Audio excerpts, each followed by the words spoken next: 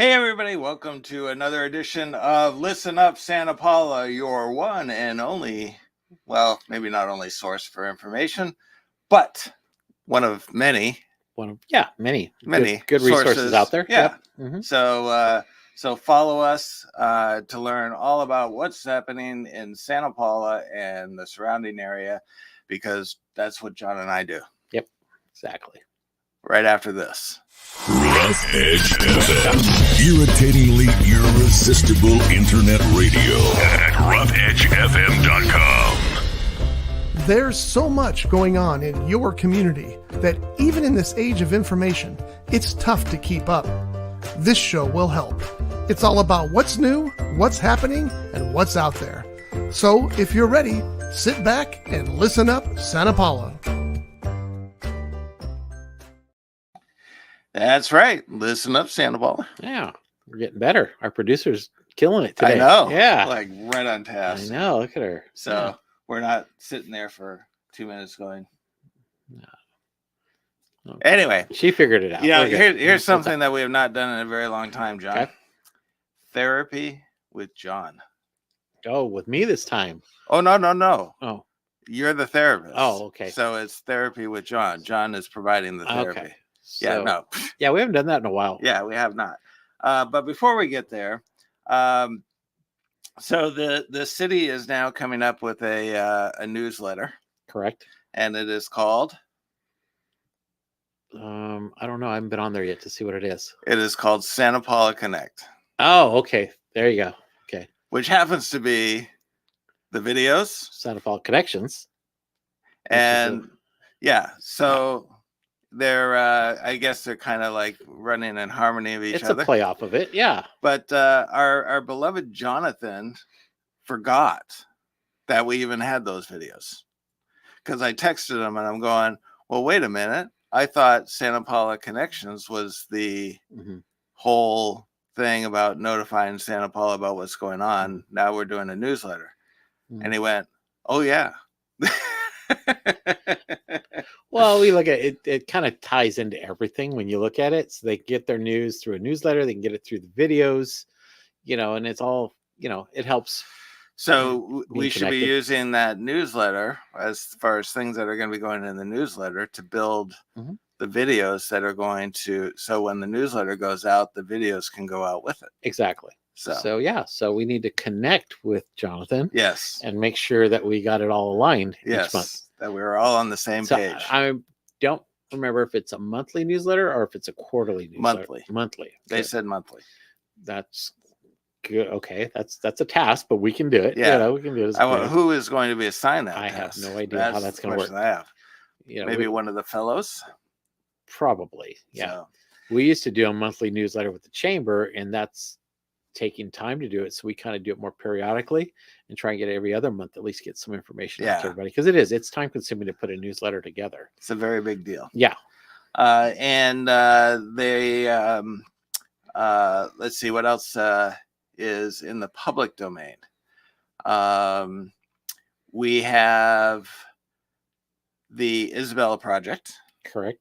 Yep. And so that's going to be at Glen City. Yep. We have the Children's Festival. That's this Saturday. From 11 to 3 o'clock at Glen City School. Numerous nonprofits are going to be out there. Our community organizations that are part of the Isabella Project. I know the Chamber will have a booth out there. There's going to be food, desserts, ice cream, and it's all free for the public. Magic show. So I will not be there, unfortunately. I won't be there either until late in the afternoon. Yeah. So we're going to be in Utah. Yeah, I remember you saying that. So. Yeah. But yeah, it's going to be a great festival. It's the first festival that they're doing, trying to bring everybody together to talk about this early childhood education program. We had a great 2-hour meeting yesterday with all the organizations. I know we gave a presentation on our work that we're doing with the businesses and how we're surveying them to see what the needs are for early childhood education for them or their employees. The school district gave a great presentation about the future of expanding their services. So yeah, it's the project is starting to grow, and we're starting to see some results out of it. So I mean, this is a 10-year, 12-year commitment, and we're in, I think, year 3 of this now. Yeah. So it's but it's good. I mean, if we can figure this out and bring this model here, it's something that they can duplicate throughout the county.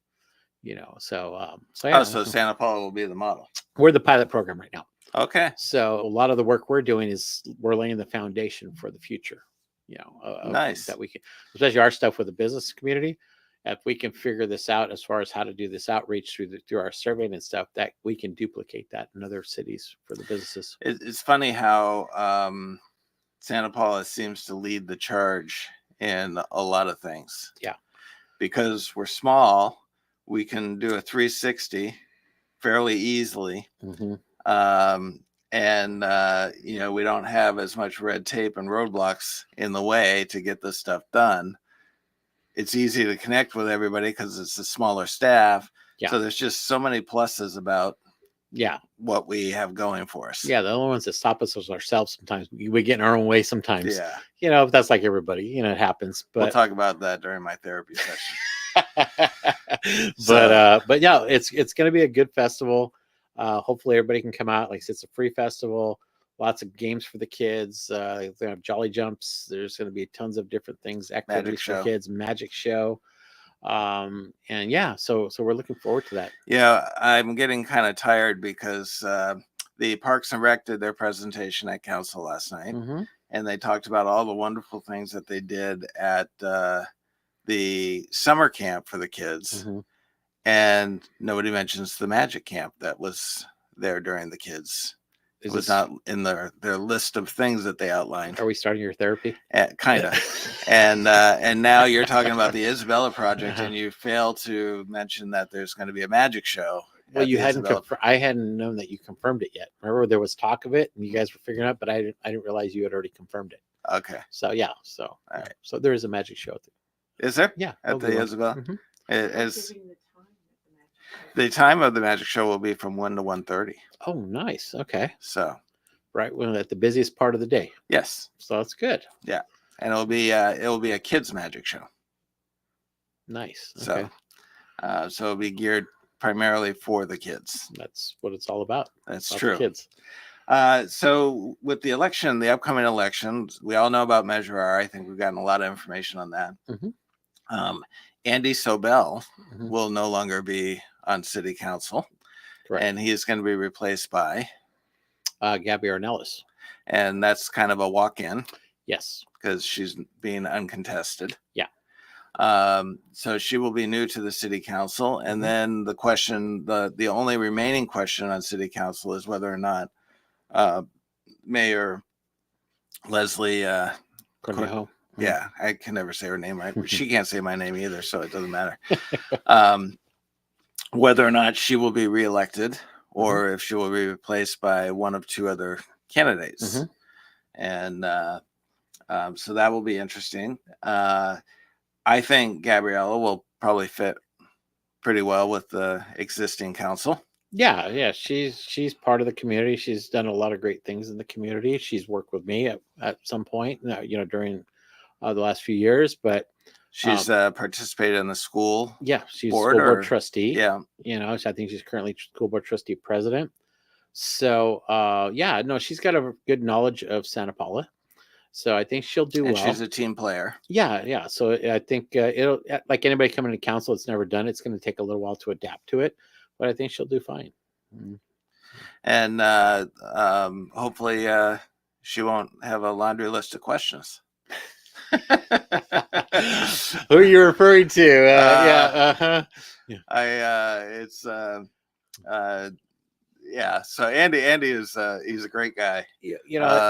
But boy, does he like to ask his questions. I'll say this though, that's good that they ask questions. That's in that public setting. That's good for the public that they're asking these questions, and because you don't want to vote on something or do something with not really having a clear understanding. There was a question to me last night when I was up there, and to get clarification, and that's fine. Did you get a little nervous at all as to whether or not something was gonna, the vote was gonna? I was expecting a question, Okay.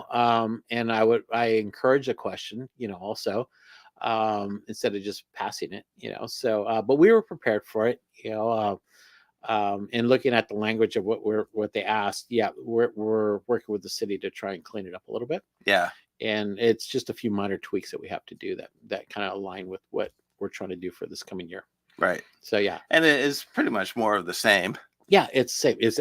We're expanding what we're doing as far as the services to help achieve the strategic goals of the city. Right. And it's always a moving target because you don't know what's coming up. Right. And so that's things change, mid-year and stuff. So about mid-year, we start looking at other things we have to shift. The Leadership Academy came up last year. Right. Excuse me. And so we kind of shifted some of what we were doing to help support that. That was important to get our next generational leaders. So usually we evaluate it about mid-year, and we'll give a mid-year report to council. And and if you never know what's going to happen. We have something like COVID or something happens or whatever, we may have to shift our focus to certain things to help achieve what the city's looking at doing. So, right. Yeah, but it's always a moving target. Yeah. And, obviously especially in the small cities, a lot of people are wearing a lot of hats, and it's hard to sometimes get everything you want to get done. Yeah. And, unfortunately, I think there's a lot of replication of it's kind of like some people are doing things on their own because they're tired of waiting for somebody else to get off the bandwagon and, or get off the ball, or what is it? Yeah, whatever that phrase is. Yeah. But we do a lot. And it's in support of the community. It's in support of Santa Paula. A lot of times it looks like the city is behind it, but it's actually something that we're doing for the city without really the city being engaged. Yeah. It's kind of like this radio show. Yeah. We started this as kind of an informational thing. We did this in Ventura as well. Mm-hmm. And the city eventually kind of jumps on and adopts, but sometimes it takes somebody from the outside to get something started, and for them to all of a sudden say, oh, let's grab onto this. Yeah. So, a lot of organizations here do that. I mean, we, even with the chamber too, we start putting some things in place with the hope that we get support on other ends of it. And the city's good about supporting, plus other organizations are good about supporting too. But it just takes somebody to take that first step and get going. And you're with the hope that everybody can kind of support and align with what you're doing. Yeah, because there's a small staff.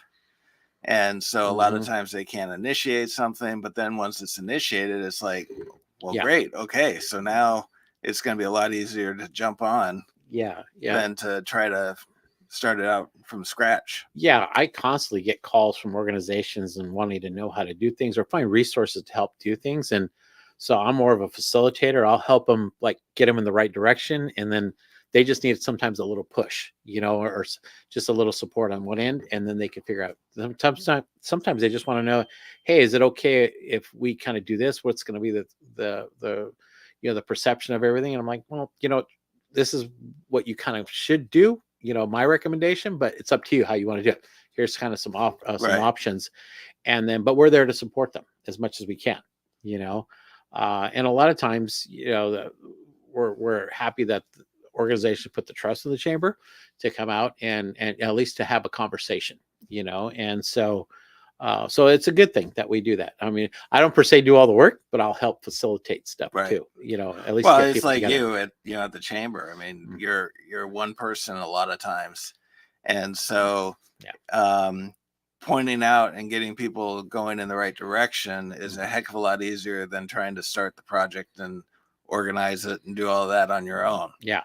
So it's kind of like, you want to start it, great. I'll piggyback and help you get things going. But to initiate is a whole other story. Yeah. And part of our role too is to try and bring other resources in to help support it, at least to have that conversation. Some can do it with volunteerism. Some might be able to do it with funding. Some might be able to do it with facilities. It's just whatever. But a lot of times some people that have these great ideas just don't know where to start. So it's like trying to give them some options and open some doors for them is a good thing. That's kind of what we do. So one of the things that came up at the chamber was the whole issue of tax revenue. And as you know, Amazon has kind of killed a lot of the tax revenue for a lot of cities because it's so easy to order things online and have it delivered to your door. And there's a fulfillment, thank you, center in Oxnard, which generates about $17 million in tax revenue for the city of Oxnard. There's speculation that they may lose about 50% of that money because of the state reevaluating how that money is taxed and where it goes to from that fulfillment center. But according to the finance director of the city, she said that it was passed through the House and the Senate, but the governor didn't sign it. So it sounds like there's a lot of support for this, but for whatever reason, why Newsom didn't sign it is beyond me, because it's his people. It's his party that's putting that through. And what that would have done is it would have reallocated the taxes from the fulfillment center to the cities that the products are being delivered to, where you purchase. Which would have been obviously a huge benefit to Santa Paula. So there's a couple of things that I think people need to do to write to their congressperson or their either their Congress or their Senate. And there's two things. One is these ADA lawsuit shakedowns. Now, one of the things that I didn't realize is that businesses that are getting shooken down by these ADA lawsuits by the same person hitting all these businesses claiming that they were denied access because of their handicap. According to building code, you do not have to upgrade the building to ADA standards unless you make improvements. If you make improvements, then you have to bring them up to speed. But we have a lot of old buildings, and a lot of those old buildings are exactly the way they are. And a lot of them don't have the finances to be able to bring them up to ADA, but they're not doing anything to the building, so they're not required to. However, the federal government is with the ADA compliance says that everybody has to have access. So even though they're in compliance with the state, they are not in compliance with the Fed. So we need to get a hold of our Congress people or our senators and write to them to say these ADA lawsuits need to stop. The shakedowns need to stop. And if they're not doing any renovations, there needs to be exemptions to the ADA laws to protect these small businesses who can't afford to do it. Because if they don't, then small businesses are going to be like, well, we can't make this ADA compliant. We're going to get sued. Forget it. So if you're listening, write to your Senate, right? I mean, it's not to say that we're being insensitive towards people that are handicapped, but the people that are truly handicapped seeking services, those small businesses will figure out a way to serve you. It's the shakedown that's happening. It's not the legitimate people that are coming in and trying to do business in your establishment. It's a guy who's going around and claiming that he's been denied and then filing a lawsuit. So this guy obviously is a huge supporter of Santa Paula because he's attempted to go into 30 or 40 businesses and couldn't. So, he's obviously trying to do his best to spend money here. But for whatever reason, he can't. No pun intended. Okay. Well, there's a lot of components to that. All these businesses are very supportive of people, for the ADA process, but there's a factor of some of these are historic buildings. What's the process for that about improvements as well, too? So just these are buildings that are probably 80 to 100 years old that never had that. So there's a lot of things they have to look at and to make these improvements. And it's unfortunate that there's some of these people out there that are trying to do this to small businesses. And it's not just Santa Paula, it's throughout California Oh, that yeah. they're doing this. That's why I said they need to Yeah. reach out to the Fed and do something to have these stopped. And maybe that's something collectively all of us through all of our different networks can look at and see how we come up with a solution to this. Because it's not an easy thing for any individual business to fix. I mean, when you're a small business and you're facing this lawsuit and they're willing to settle for this amount of money, or you take them to court, and it's that much more. A lot of these businesses are going to try to figure out how to just settle, but then again, the problem doesn't go away. No, because then the next guy Can come in and do that. Yeah. So we got to do a better job at finding out how to come up with solutions. Well, and the other problem is that some of these businesses, some of these older buildings and these historic buildings, the cost to retrofit them for ADA compliance is astronomical. Yeah. So how do they, even if they wanted to, they can't afford to. Yeah. Well, so do they not do any business in that building? So the building sits empty because nobody can spend the $100,000 to. Yeah. Well, then it falls on: is it the business or is it the building owner about doing the repairs? So they leave the building empty because they're not going to invest the $250,000.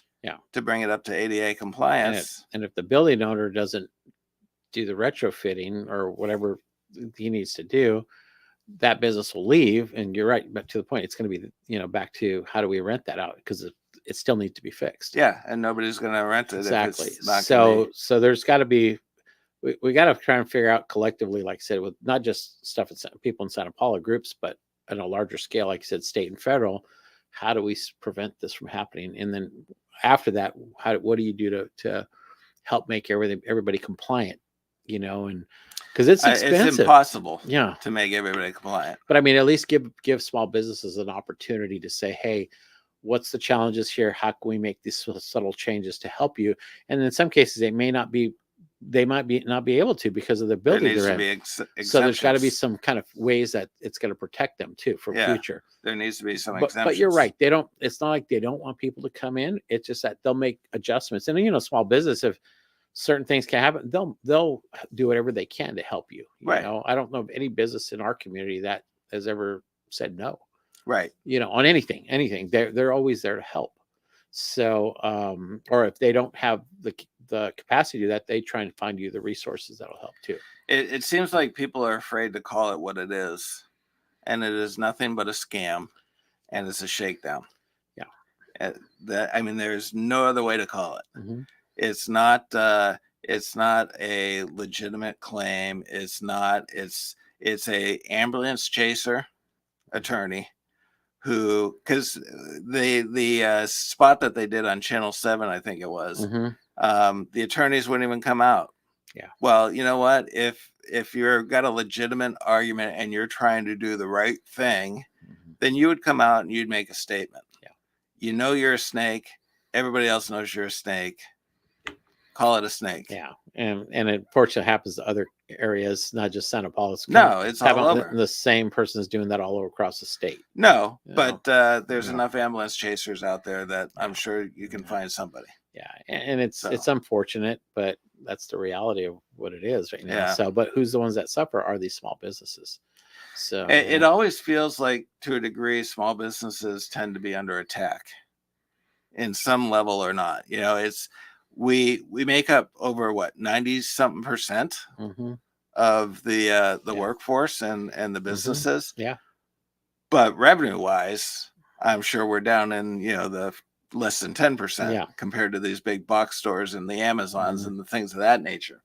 So even though we make up the majority of the businesses and the population, we're low on the scale because we don't make up the majority as far as tax revenue is concerned. And it's sad because this whole country was based on small business. It was built on small business, and that's what made America what it was, because there were all these opportunities, and you put things in place like this, and it just seems like it's roadblock after roadblock after roadblock trying to say, don't be an entrepreneur. Don't go and start your small business. Go work for the big guy instead, because this is going to make it too difficult. Yeah. So I applaud small businesses that are willing to stand up and take a stance and to say, no, this is what made America great.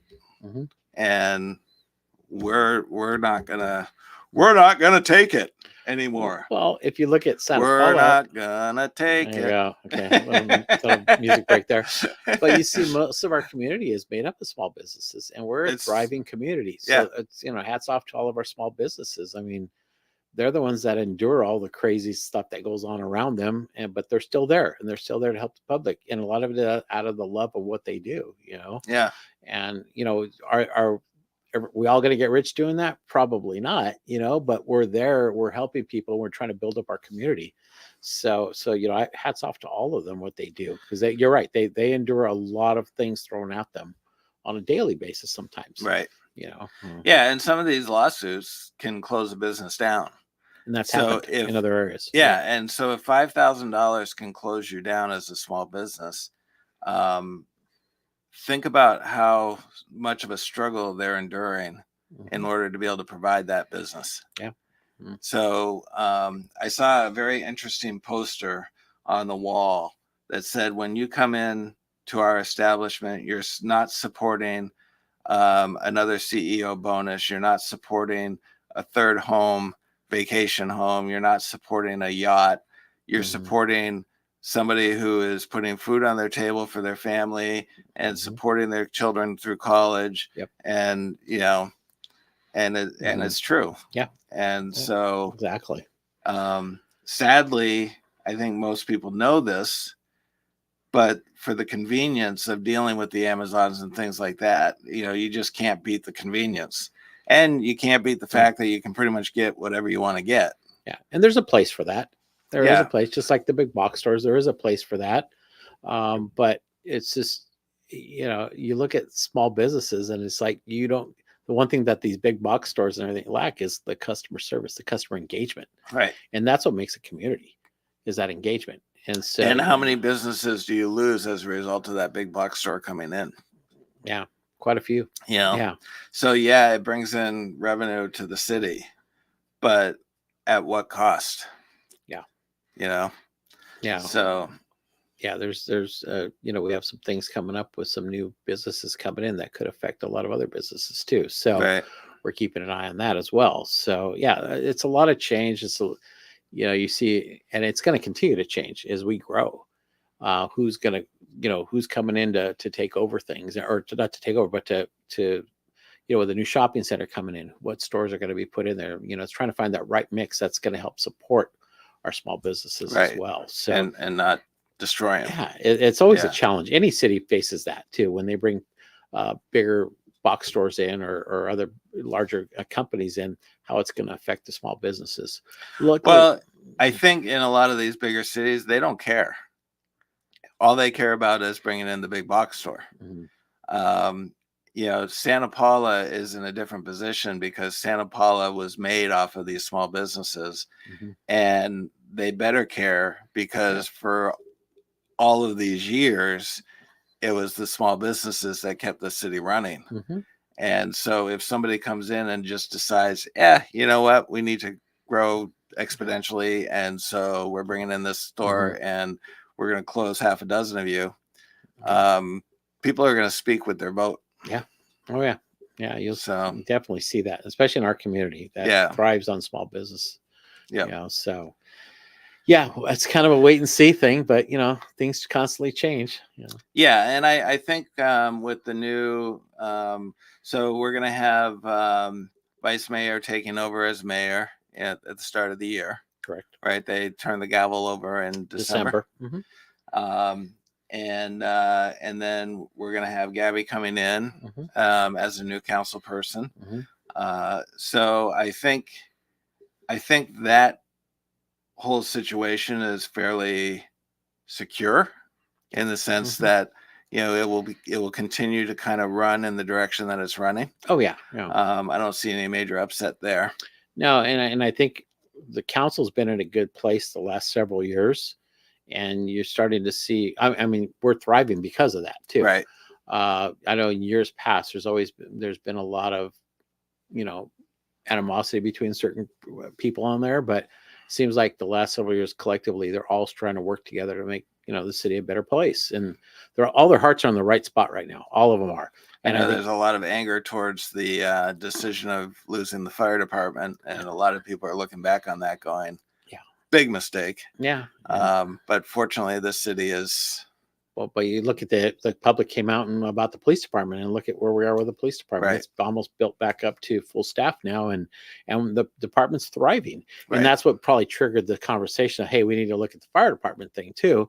But you know, I don't think anything's going to happen with that anytime soon. But we're, you know, the public does come out when there's certain things, and that was great to see with the police department, and look at the end result here. Right. You know, we got a really strong department. Okay, so 30 seconds. We have a new business, a new event center. Did they do their grand opening yet? Which one was that one? So, They were at the round table. oh, the Park 1055. Yes. Yeah, the new restaurant and event area. They're looking at opening when we had the round table 2 weeks ago, about another month or so. So Another it'll be month? sometime in November, Okay. hopefully before Thanksgiving. And that's over by the oil museum. That's right across the street from the oil museum. Okay. We do have a grand opening possibly the first week of November for E&D Boutique and Hat Company. They're moving their location to the location that used to be Bank of Books. Oh, okay. So they're looking at opening probably the first week of November. That's a big location. Yeah, they're combining both stores into one. Nice. So they're looking at that point, or probably November. We do have a grand opening a week from Friday, which is outside of Santa Paula. It's in Piru. Williams Homes just built a 300. I think I'm not quite sure how many homes are there, but they're opening a Finch Ranch project, and Williams Homes part of our chamber, and so we're going to go out there and assist with the ribbon cutting. They're going to show some model homes. There's a new park that they're putting there. They're bringing in local restaurants, including a few Santa Paula restaurants, to go and provide appetizers and stuff in the model homes for people that come in. So they're using a lot of community resources. They're going to get the local high school band out there to go out and play. And so they're really trying to make an effort to reach out to the community and get involved in the community. So that'll be on the 25th, and that's at 4 p.m. from 4 to 6 p.m. in Piru. October 25th. October 25th. Okay. Yeah. Well, we'll be out there to support that, because that's we've been doing a lot of marketing stuff in Piru. The new mansion there, the Yep. remodeled mansion, amongst other places, the winery out there. Yep. So Piru's one of those communities that's slowly starting to grow. Yeah. Those And, homes are going to help out a lot. and there's a lot of good people in there that are doing a lot of great things right now. Yeah. And as you're seeing too. So yeah, there's a lot of exciting stuff coming up. You know, we have the holiday parade that's coming up as part of our small business Saturday. We talk about small businesses. That's on Saturday, November 30th. A lot of our downtown small businesses are partnering with the chamber. We're coming up together with a marketing strategy for downtown. And the American Express small business commercial is featured Santa Paula. There'll be a portion Although of Santa Paula in there. You probably won't recognize it, but Well, yeah, those of us that are from Santa Paula, we know. Yeah. But that'll be part of their promotion, probably starting in the next couple of weeks. So it's good to see that. So, you know, filming, there's an uptick right now in filming. There's a lot happening now. You know, I think we're slowly coming out of that whole COVID mindset, you know, so it's, we're looking at 2025 to be a really good year in our community, you know. Yeah, knock on wood. Yep. All right. Well, we are out of time. So thank you all for listening. And remember, Listen Up Santa Paula is your source for news and information, because John and I bring it to you. Right? Yep. Okay. Definitely. We are going to be dark next week. And so we will be back whatever the next First Wednesday in November. Yep. Is that No, it's 2 weeks. Yeah. There's one more. There's one more Wednesday in October. Last Wednesday in October. Last Wednesday in October.